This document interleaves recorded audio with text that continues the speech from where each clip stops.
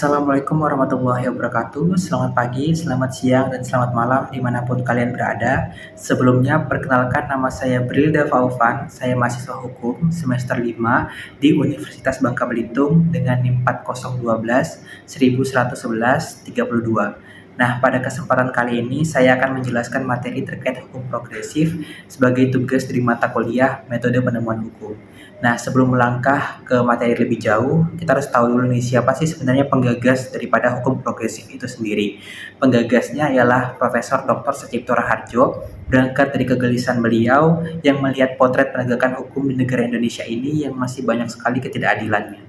Nah, hukum progresif ini bertujuan untuk mengantarkan manusia kepada kehidupan yang adil, sejahtera, dan membuat manusia itu sendiri bahagia. Jadi, konteksnya mengacu pada tujuan hukum, yaitu keadilan dan kemanfaatan. Nah, apa sih latar belakang hukum progresif ini? Yang pertama, hadirnya hukum progresif ini diakibatkan dari kerisauan terhadap proses penegakan hukum yang cenderung carut-marut. Nah, carut-marut ini maksudnya ketidakadilan dalam berhukum. Contohnya, hukum masih dijadikan sebagai bahan perdagangan oleh para penguasa, stigma hukum yang masih tajam ke bawah tumpul ke atas. Nah, itu sebagai tanda ataupun ciri dari hadirnya ketidakadilan hukum terhadap proses penegakan hukum di negara Indonesia itu sendiri. Kedua adalah reformasi hukum yang gagal. Itu disebabkan oleh paradigma yang melandasinya itu tidak berubah, yaitu paradigma positivisme.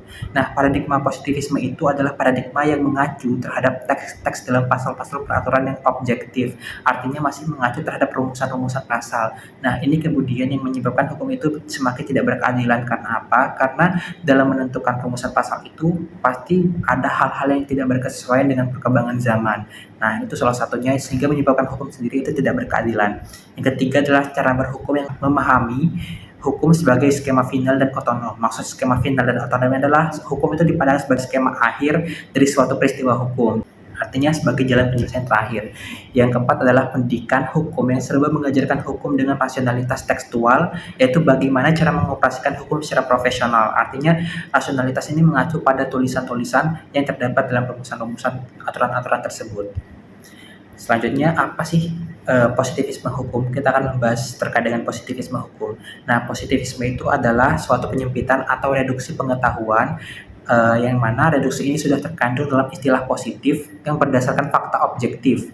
Nah, positivisme hukum itu hendak menjadikan hukum sepenuhnya otonom dan menyusun sebuah ilmu pengetahuan yang cukup lengkap. Otonom di sini adalah memiliki kewenangan tersendiri, didasarkan atas semua sistem normatif yang berlaku dalam masyarakat pada umumnya. Nah, karakteristik dari positivisme hukum yang pertama adalah objektivisme, paham yang meyakini kebenaran itu bersifat objektif, tidak tergantung kepada pengamat dan cara mengamatinya. Kedua adalah determinisme, yaitu paham yang berdasarkan pada ilmu harus memiliki sifat kepastian yang matematis. Ketiga adalah reduksionisme, yaitu paham yang memiliki sebuah pandangan tunggal dan linier terhadap realitas. Linier itu adalah garis lurus. Mekanistik, yang keempat adalah mekanistik, paham yang mengatakan bahwa realitas dapat dipahami dengan menganalisa dan memecah-mecahnya, lalu dijelaskan dengan pengukuran kuantitatif, maksudnya pengukuran melalui data-data yang terdapat dalam realitas tersebut. Nah, positivisme hukum itu telah gagal untuk menyajikan potret hukum yang lebih benar, dan objek studi hukum itu tidaklah sesempit seperti yang dipahami oleh para ilmuwan hukum di abad ke-19 menurut Sucipto Raharjo. Artinya positivisme hukum telah gagal untuk mengartikan hukum karena pada dasarnya hukum itu sendiri tidak sempit dan masih luas untuk kita sajikan. Kemudian dasar konseptual hukum progresif ini ada 4. Yang pertama, hukum sebagai institusi yang dinamis. Dinamis artinya selalu berubah-ubah sesuai dengan perkembangan zaman. Yang kedua adalah hukum sebagai ajaran kemanusiaan dan keadilan. Yang ketiga adalah hukum sebagai aspek peraturan dan perilaku bermasyarakat. Yang keempat adalah hukum sebagai ajaran dari pembebasan. Ciri penafsiran hukum progresif yang pertama adalah penafsiran dengan tujuan kemanusiaan agar hukum dapat bermakna bagi kesejahteraan manusia. Kedua, penafsiran hukum progresif tidak selalu bertumpu pada logika saja, terkadang juga harus meninggalkan rutinitas logika yang ada.